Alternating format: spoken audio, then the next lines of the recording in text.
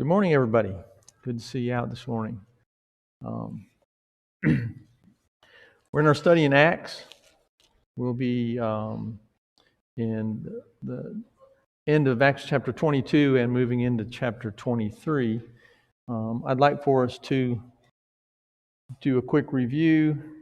Paul's on his third journey, and he has completed that, and he's now in Jerusalem. That's where he's been. While he's on his journey, remember we talked about he had written the book of Galatians, 1st and 2nd Corinthians, and also the letter to the Romans. So Paul's now at the end of his journey and in Jerusalem and dealing with several situations, say. All right. So in the way of review,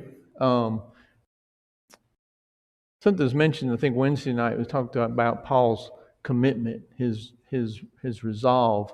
I'd like to go back to Acts chapter 20 and look at verses 22 through 24. So let's go back there first as we review this. Acts chapter 20, starting in verse 22 through 24. It says, "And see now, I go bound in the Spirit to Jerusalem, not knowing the things that will happen to me there, except that the Holy Spirit testifies in every city, saying that chains and tribulations await me. But none of those things move me, nor do I count my life dear to myself, so that I may finish my race with joy, and the ministry which I received from the Lord Jesus to testify to the gospel of the grace of God." And then jump over to Acts chapter 21. Let's look at verses 11 through 14. "When he had come to us, he took Paul's belt, bound his own hands and feet, and said, 'Thus says the Holy Spirit, so shall the Jews at Jerusalem bind the man who owns this belt and deliver him into the hands of the Gentiles.'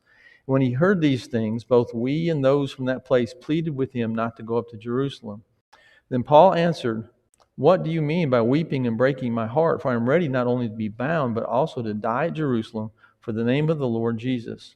So when he would not be persuaded, we ceased saying, 'The will of the Lord be done.'"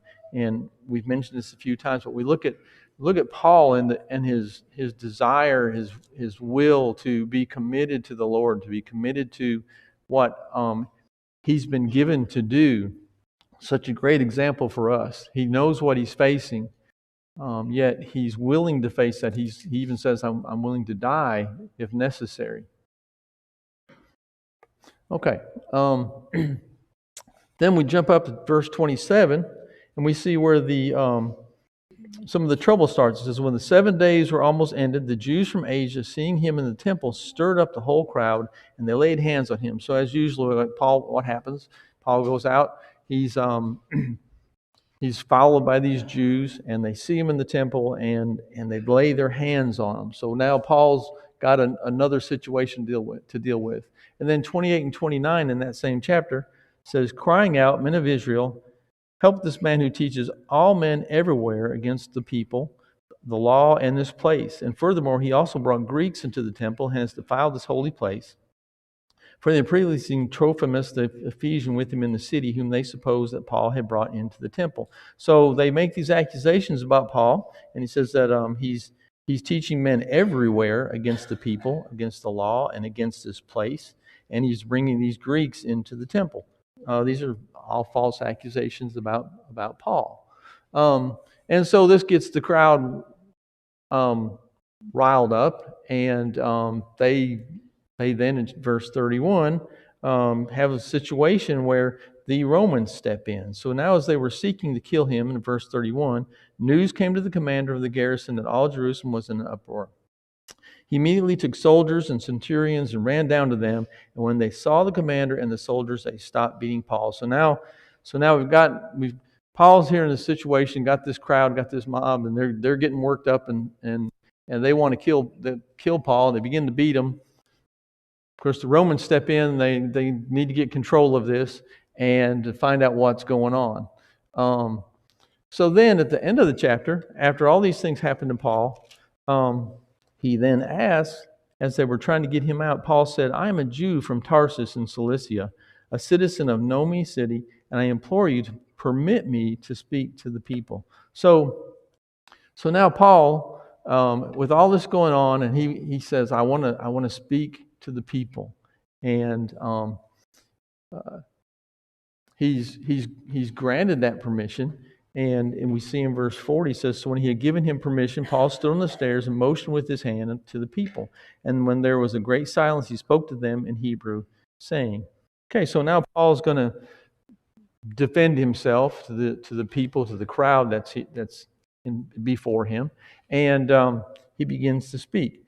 It's interesting to me that Paul, as we've talked about before, that Paul has got this courage to do this, and he's willing to stand up and speak to them. I think that Paul thinks about maybe where he was at one time, right? And he's trying to convince them of where they are wrong. Okay, in the verse in chapter 22, still reviewing, everything goes pretty good as he explains all this. He goes from the very beginning, right? I'm a Jew. I'm from Tarsus, and he goes from the very beginning, explains everything all through this chapter that we're reading. And at the end, everything's going pretty well. And then, of course, we know that one word comes out, and he says that he was told to do what? To teach to the Gentiles. Okay, so he was to teach to the Gentiles. Now, when they hear this, what happens to them? What does it say about them?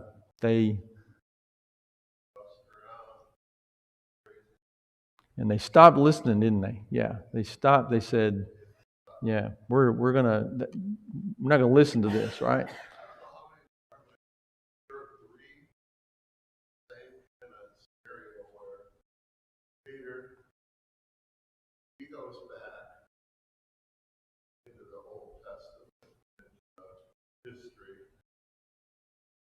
Mm-hmm. Mm-hmm. Yeah.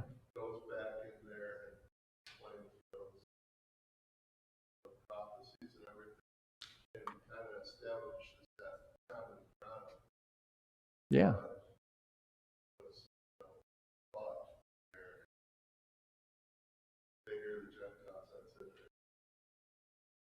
That's right. That's right. Yeah. You talk about Stephen, who was there when Stephen was there. Paul was, right? So Paul was on the other side. Yeah. So we do see some instances of that, and we see where Paul is trying to convince them, just as in the other cases you mentioned, always trying to convince them, and at this point they're worked up and they're not going to listen to him. Okay, so all that goes on. Verse 24 in this chapter is where we ended Wednesday night, I believe. It says the commander ordered him to be brought into the barracks and said that he should be examined under scourging, so that he might know why they shouted so against him. So, so now all these things are happening. Again, the commander takes him away from the crowd, and he's still trying to find out what this is they are accusing him of.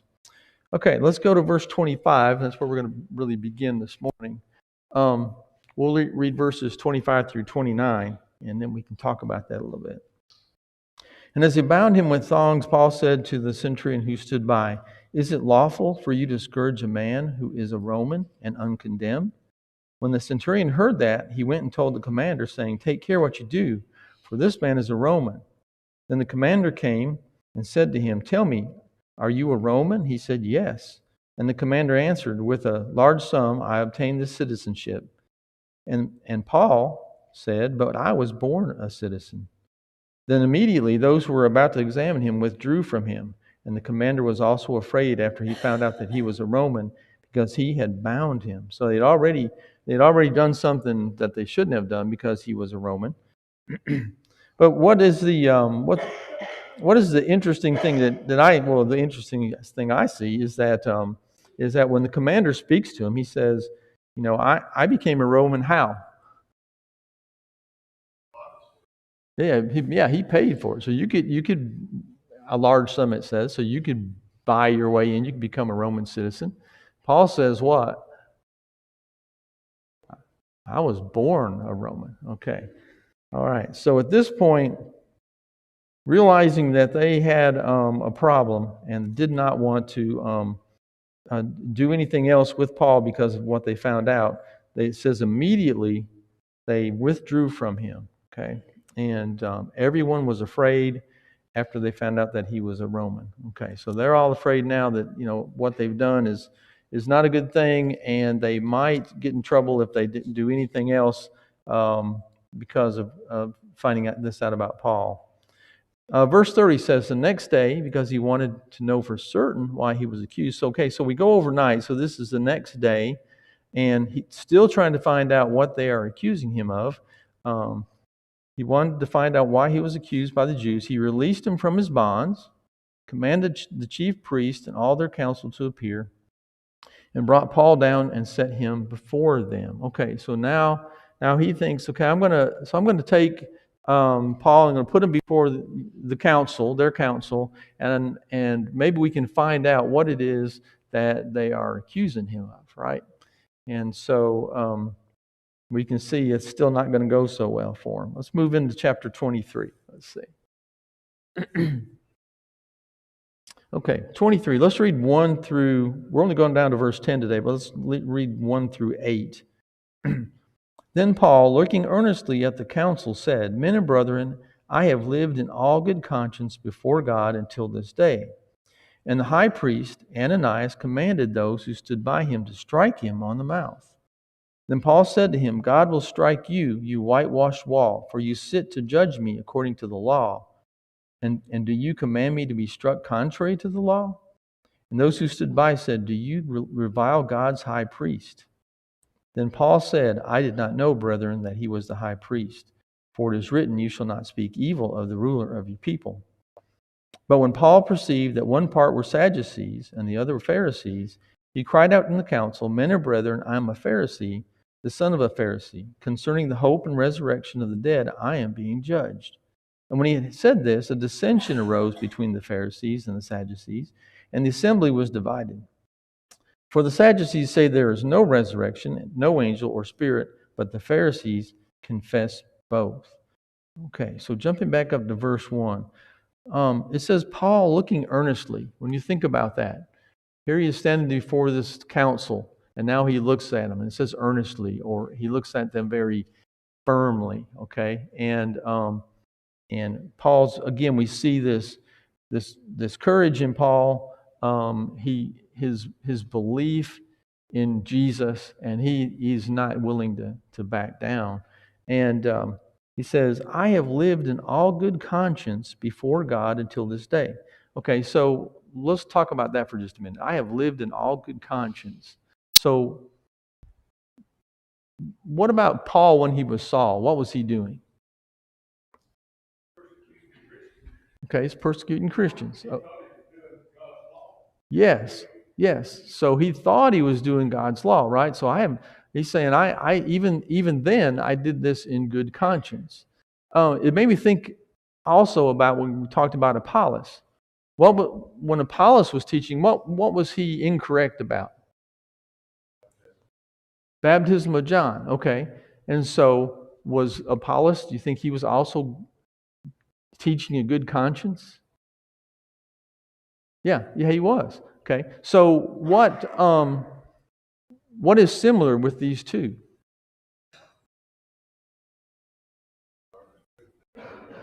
Yes. All right. So when they learned the truth, they changed. Okay. So Apollos, when he was taken aside and they told him, what was correct, and he changed. When Paul, of course, was on the road to Damascus and he was told that he needed to change, he changed, right? He understood. So compare that to these people he's talking to. What is their problem?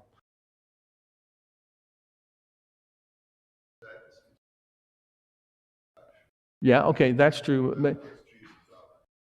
Well, that's right. They don't believe in the resurrection. But what was their problem? There's disbelief, right? I mean, they were presented the same thing that others were presented, right? That believed, and they were not willing to believe. So So when I think about Paul, he says, I did this in all good conscience. Yeah, that is true. But once he realized he was incorrect, as Apollos did, as in our case too, right? If we're wrong about something and it's presented to us, then we should be able to be willing to make that change. Yes, sir.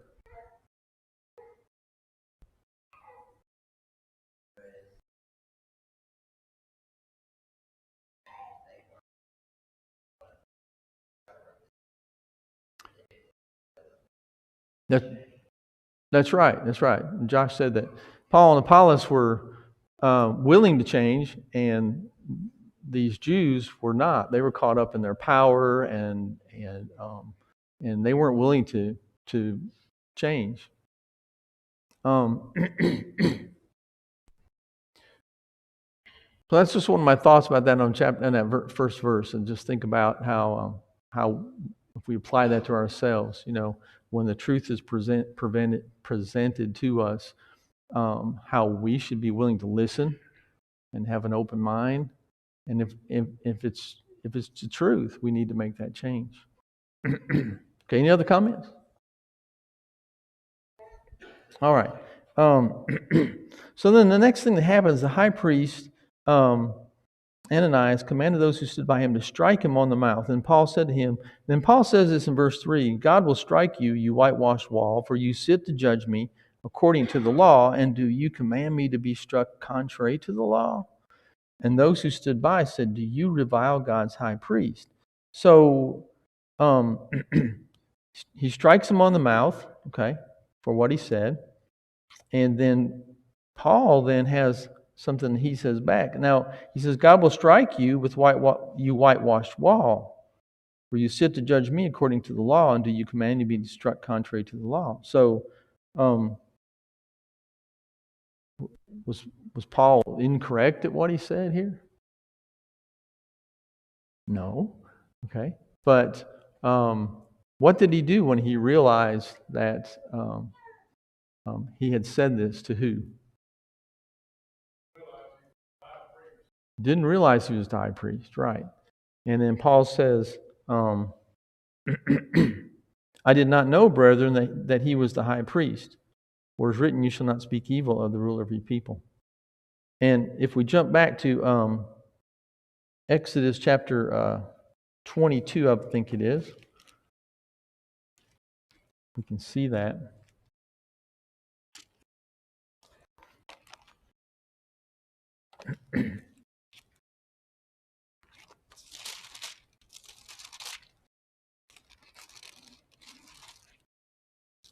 Oops. 22 verse 28 says, you shall not revile God nor curse a ruler of your people. So even though Paul was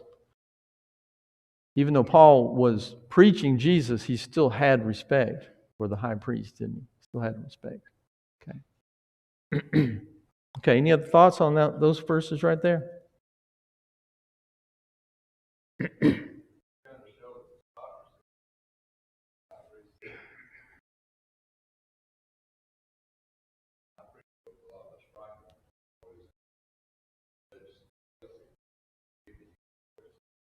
Mm-hmm.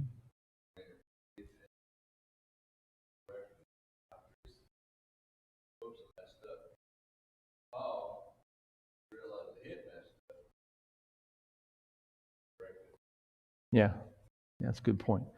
And so again, that's the same thought we're thinking of when the high priest makes a mistake and messes up, as you say, he doesn't correct that, but Paul does correct it. Yeah, that's a good point. Okay.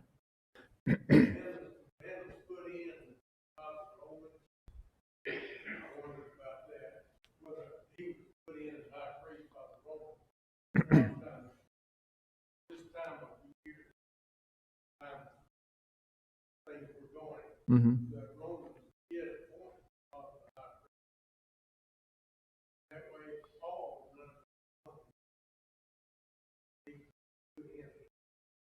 Yeah, that's true. He could have been put in by the Romans. That's a good point. And again, we see, I mean, we can see in this beginning of this chapter that the Romans are in control. They have, I mean, they call the council together, and they have to do what the Romans want them to do. Yes, sir.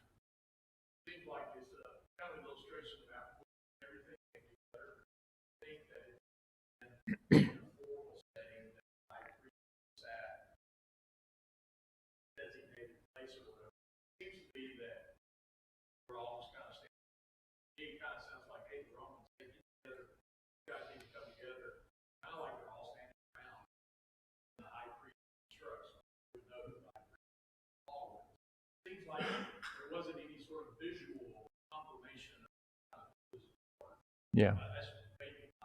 Yeah, that's a good point too. So we, in the end, we do know that Paul didn't know, right? Paul did not know who the high priest was. Something that just came to my mind too was, how long had Paul been gone on this third journey? Yeah, several years, right? So what, 3 years? So he had been gone for a while, and he's back in Jerusalem. He hadn't been in Jerusalem in maybe 5 years, I think, if possible. But it's been several years since he's been in Jerusalem. So it was a good point, though. Okay, anything else? Okay. So let's look at verse 6. So again, we see we've talked about this before with Paul in his perception, right? And again, he says, but when Paul perceived that one part were Sadducees and the other Pharisees, he cried out in the council, "Men and brethren, I am a Pharisee, the son of a Pharisee. Concerning the hope and resurrection of the dead, I am being judged." And when he had said this, a dissension arose between the Pharisees and the Sadducees, and the assembly was divided. Okay, so we talked about this already. Why was the usually back up? Why were these? Why was there this division? You had the Sadducees, you had the Pharisees. They're all here at this council. Mike said it a minute ago. What about the Sadducees? They don't believe in the resurrection, okay? And the Pharisees did, right? Okay. So now Paul sees that he's got the Sadducees and the Pharisees, and it says he perceives this, and then he says this, he makes his comment. He says, concerning the hope and resurrection of the dead, I am being judged. Well, this creates a big problem, right? So now, here you have, back up a minute, you've got the commander who's brought him before this council to try to find out what they're accusing Paul of, and then as they begin his plan to kind of find out what's happening, again, sort of backfires on him, because now we've got this dissension, we've got this trouble between the two, and everything's beginning to kind of go out of control again. It says, and when he had a dissension, and when he had said this, a dissension rose between the Pharisees and the Sadducees, and the assembly was divided. Because what you just said, the Sadducees say there's no resurrection, no angel or spirit, but the Pharisees confess both. So here they are. They've got this situation now, and Paul has kind of said this, and they got them all stirred up. And it says in verse 9, there was a loud outcry, and the scribes who were the Pharisees' party arose and protested, saying, "We find no evil in this man. But if a spirit or an angel has spoken to him, let us not fight against God." And when there arose a great dissension, the commander, fearing lest Paul might be pulled to pieces by them, commanded the soldiers to go down and take him by force from among them and bring him into the barracks. So here again, problem arises. They've got this.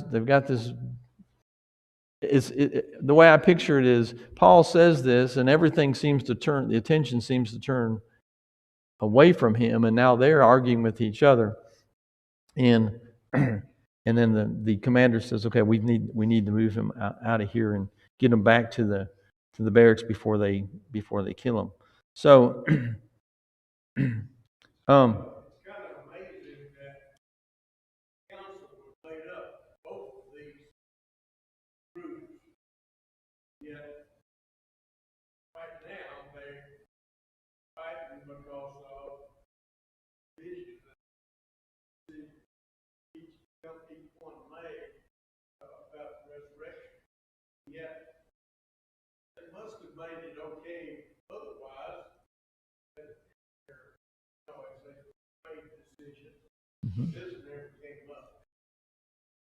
yeah, this never came up. Maybe that's the key right there. But here we have two groups that are meeting together, and they don't agree on the biggest thing, do they? The resurrection, right? Okay.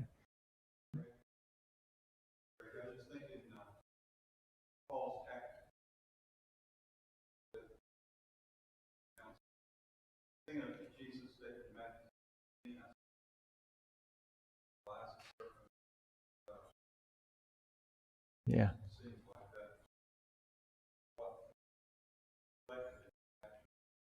That's exactly right. And Paul, we see this in other occasions, right? The wisdom of Paul, and I have mentioned this before, how he perceives something, and he is able to make the right comments and do the right things that works in the way he wants it to. That's exactly what you're saying, I believe. Yeah, good point. Anything else?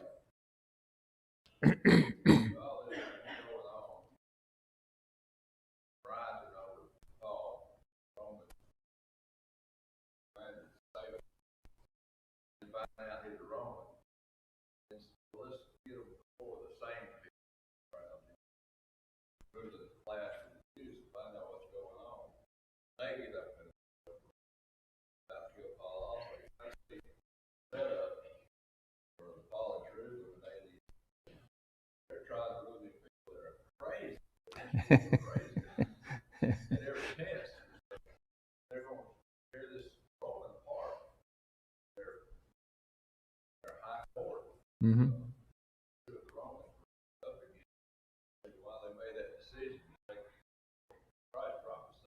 Yeah. Yeah. Yeah, and it could be that the Romans do look at them like, I don't understand them, you know. They don't even agree with each other, you know. So it's a good point. Anything else?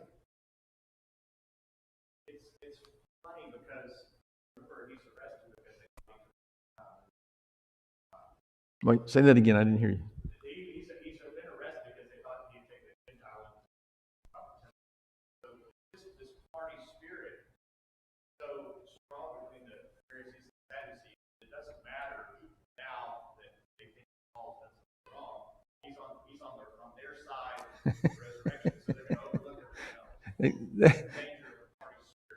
Yeah, that's a good point. They're all there to hear Paul, and then once he mentions the resurrection, then the Pharisees say, "Hey, he's okay, right?" And now we're going to leave him alone. And now they got all this fight going on, and it had to be a lot of chaos at that time. Okay. All right.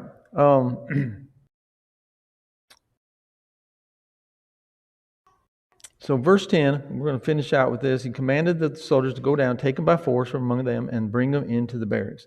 And then Wednesday night, we're going to go into we'll start with verse 11. See if I can get there. And I want to read this. We can talk about it for a minute, and then Gary's going to cover it on Wednesday.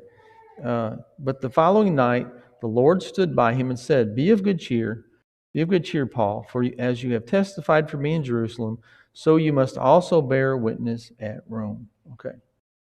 So you can read over that verse quickly, right? And what you think about all that's in there. What did Paul just, I mean, he's just been dealing with, right? He's been beaten, right?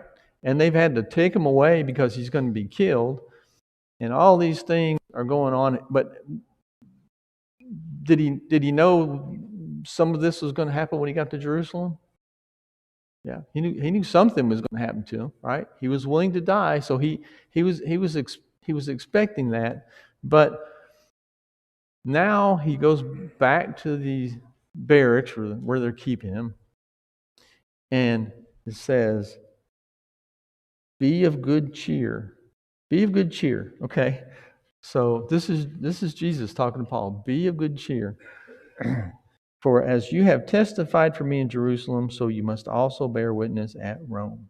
Okay. So what does Paul now know? Is he gonna die in Jerusalem?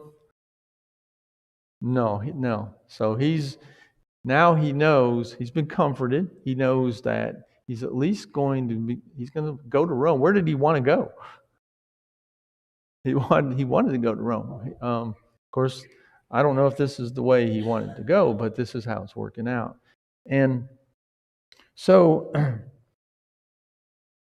I think about that with ourselves, as we go through our struggles and the things we go through. And Jesus says to him, "Be of good cheer." And I think that's something that we can also remember and apply it to ourselves, right? We need to think that way.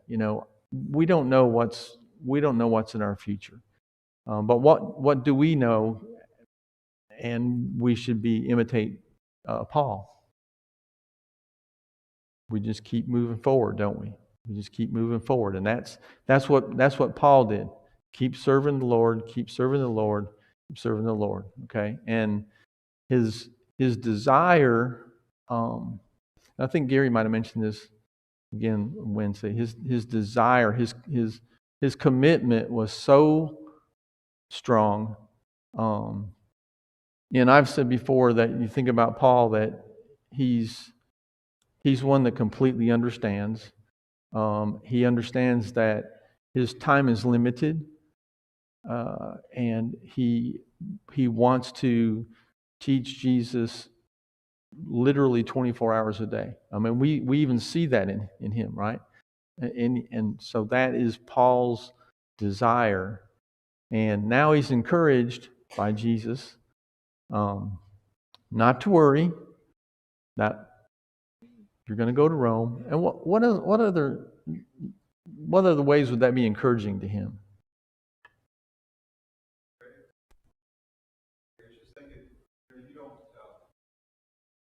Say something like that, if someone might not need for this.